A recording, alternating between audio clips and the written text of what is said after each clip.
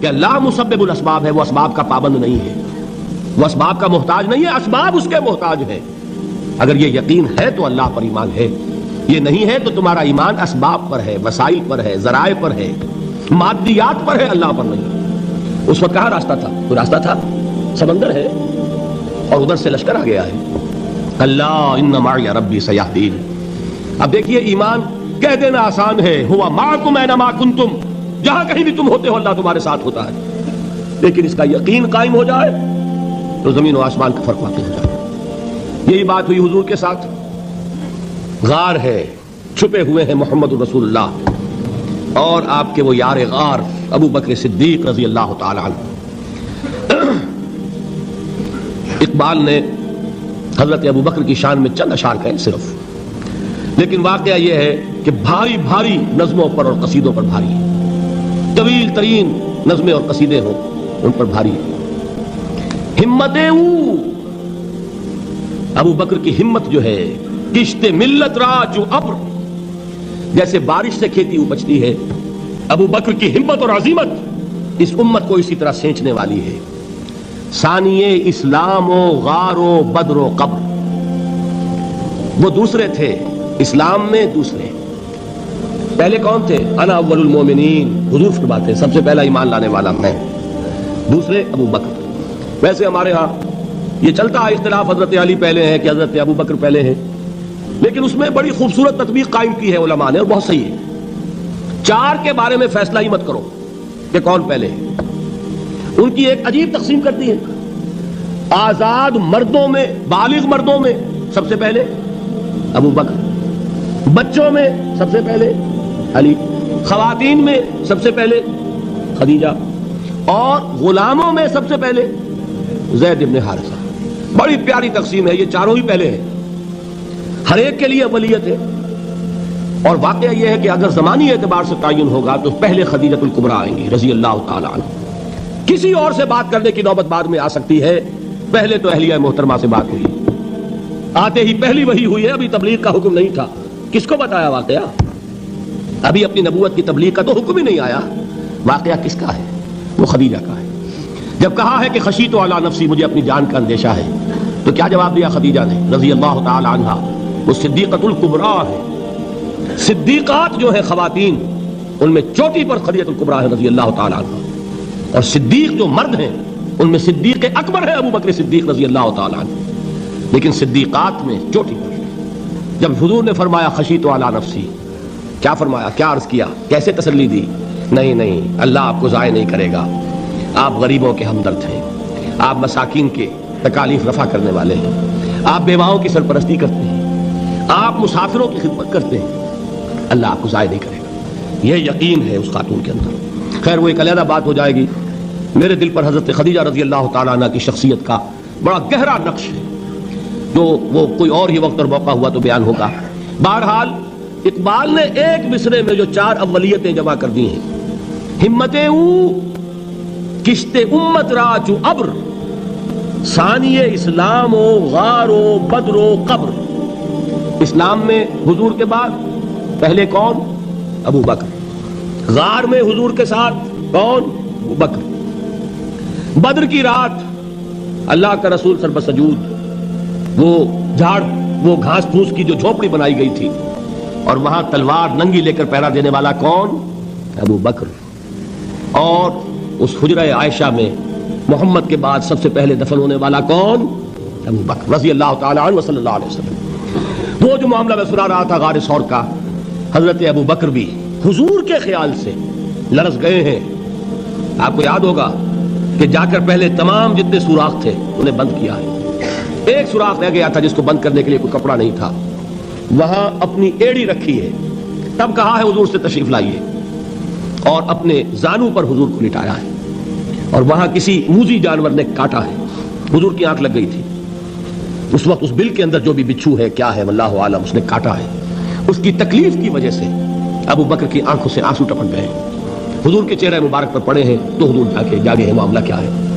ایڑی نہیں ہٹائی وہاں سے، مبادا وہ جانور وہاں سے نکل کر محمد الرسول اللہ کو کوئی گزن پہنچا دے، ابو بکر کی ایڑی ہے، جس طرح چاہے کھا لے، ختم کر دے، جان نکل جائے تب کوئی آنچ آئے محمد پر تو آئے، لیکن جیتے جی نہیں۔ وہ ہے ابو بکر. حضور کے خیال سے اس وقت حضور نے پھر اپنا لعاب دہن لگایا ہے اور اس سے پھر آپ کی تکلیف ختم ہوئی. جیسے خیبر میں حضرت علی کی آنکھ دکھ رہی تھی، اس کو جو شفا حاصل ہوئی وہ بھی حضور کے لعاب دہن سے ہوئی. تو بہرحال اس وقت انہوں نے کہا ہے کہ اے نبی یا رسول اللہ، اگر اس وقت ان میں سے کسی نے غیر ارادی طور پر بھی اپنے قدموں کی طرف جھانک لیا تو پکڑے جائیں گے. کیا جواب تھا اللہ کے رسول کا؟ لا تحزن ان اللہ معنا. اللہ ہمارے ساتھ ہے، کیوں گھبراتے ہو ابو بکر؟ یہ ہے ایمان باللہ. میرا مالک اللہ، میرا رازق اللہ، میرا محافظ اللہ، میرا مددگار اللہ، میرا پشت پناہ اللہ، میرا دوست اللہ. یہ دوستی ہے اللہ کی جو لب لباب ہے، حاصل ہے ایمان کا. اسی کا نام ولایت ہے. اولیاء اللہ کے سروں پر سینگ نہیں ہوتے. جس کے دل میں ایمان راسخ ہو چکا ہو وہی اللہ کا ولی ہے. جسے اللہ پر یقین ہو چکا ہے وہی اللہ کا ولی ہے. جسے یقین ہے اللہ میرے ساتھ ہے، میرا مددگار، میرا پشت پناہ، میرا ساتھی، میرا دوست، میرا محبوب، میرا محب. اللہ اہل ایمان سے محبت کرتا ہے. واللہ یحب الصادقین. ان اللہ یحب الذین یقاتلون فی سبیلہ صفا کانہم بنیان مرصوص. اللہ محبت کرنے والا، اہل ایمان محبوب، اور اہل ایمان محبت کرنے والے اللہ محبوب. والذین آمنوا اشد حبا للہ. آپ تصور کیجئے جسے یہ رشتہ ایمان یا رشتہ ولایت حاصل ہو جائے، الا ان اولیاء اللہ لا خوف علیہم ولا هم یحزنون. آگاہ ہو جاؤ، اللہ کے دوستوں کے لیے نہ کوئی خوف ہے نہ کوئی حزن ہے. اور میں بیان کر چکا تھا خوف اور حزن کے خاتمے ہی کا نام امن ہے. زوال خوف، زوال حزن. یہ خوف اور حزن کیوں آتے ہیں بار بار؟ اللہ تخافوا ولا تحزنوا، دونوں آ گئے. الا ان اولیاء اللہ لا خوف علیہم ولا هم یحزنون، پھر وہی دو. وہ کیوں ہے؟ خوف ہوتا ہے کسی مستقبل کی بات کا، یہ نہ ہو جائے، وہ نہ ہو جائے، یہ نقصان نہ پہنچ جائے، یہ تکلیف نہ ہو، یہ غضب نہ آ جائے. خوف ہے مستقبل سے. حزن ہے یہ کیوں ہوا، یہ نہیں ہونا چاہیے تھا، یہ میرا فلاں چیز میرے ہاتھ سے جاتی رہی ہے، فلاں موقع نکل گیا، اب بیٹھے ہوئے ہیں اندر ہی اندر کڑ رہے ہیں، صدمہ ہے اور رنج ہے. اور جو اللہ پر ایمان رکھتا ہے وہ جانتا ہے ما اصاب من مصیبت فی الارض ولا فی انفسکم الا فی کتاب من قبل ان نبرأها ان ذلک علی اللہ یسیر لکی لا تعصوا علی ما فاتکم ولا تفرحوا بما آتاکم واللہ لا یحب کل مختال فخور. اس زمین میں یا تمہاری جانوں میں کوئی تکلیف، کوئی مصیبت نہیں آ سکتی سوائے اس کے کہ جو اللہ نے لکھ دی ہو اس سے پہلے کہ وہ ظاہر ہو. جس کو یہ حقیقت معلوم ہو گئی اس کو یہ طرز عمل اختیار کرنا چاہیے. جو چیز چھن جائے، جاتی رہے، چھوٹ جائے، اس پر افسوس نہ کرو. کس نے چھینی؟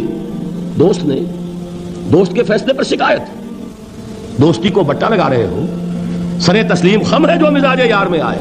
اگر دوستی ہے تو پھر تو تمہیں گردن جھکانی چاہیے کہ ہر چہ ساقی ماریخت عین الطافست، جو بھی میرا ساقی میرے پیالے میں ڈال دے اس کا کرم ہے.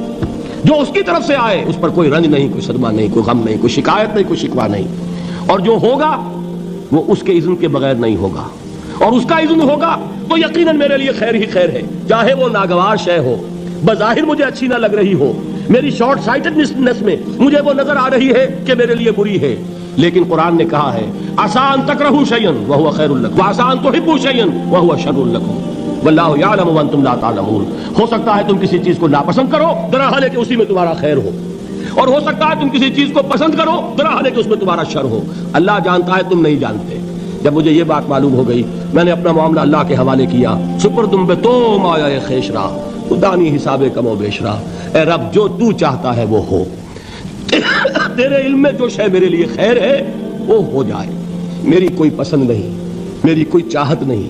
یہ ہے راضی برضائے رب. اکبر الآبادی نے اسے کہا ہے رضائے حق پہ راضی رہ. یہ حرف آرزو کیسا؟ خدا خالق، خدا مالک، خدا کا حکم تو کیسا؟ جب میں آ گیا بیچ میں میری پسند، میری مرضی، میری خواہش، میری چاہت، یہی تو شرک ہے. ما شاء اللہ کان وما لم یشاء لم یکن. جو اللہ نے چاہا وہ ہوا، جو اس نے نہیں چاہا نہیں ہوا. اختیار اس کا ہے، میرا تو نہیں. رضائے حق پہ راضی رہے، یہ حرف آرزو کیسا؟ خدا خالق، خدا مالک، خدا کا حکم تو کیسا؟ اقبال نے اسے کہا ہے فارسی میں. اب آپ کہیں اس کا ترجمہ بھی کرو تو وہ مجھے ذرا اس وقت کچھ بہت ہی بدذوقی کی سی بات نظر آئے گی. جائیے پوچھئے کسی سے جسے فارسی آتی ہو. برو کشید ز پیچا کے ہست بود مرا کہ اقدہا کے مقام رضا کشود مرا. مجھے تو تمام پیچ و خم سے نکال دیا اس مقام رضا نے. میں راضی برضائے رب ہوں، جو فیصلہ اس کا میں اس پر راضی. تو کہاں کا حزن اور کس کا خوف؟ یہی زوال حزن اور زوال خوف، یہی ہے امن، یہ نتیجہ ہے ایمان کا۔ تو جان لیجئے یہ ہے لب لباب، یہ ہے حاصل ایمان کا۔ یہ ہے تو ایمان ہے، یہ نہیں ہے تو ایمان نہیں۔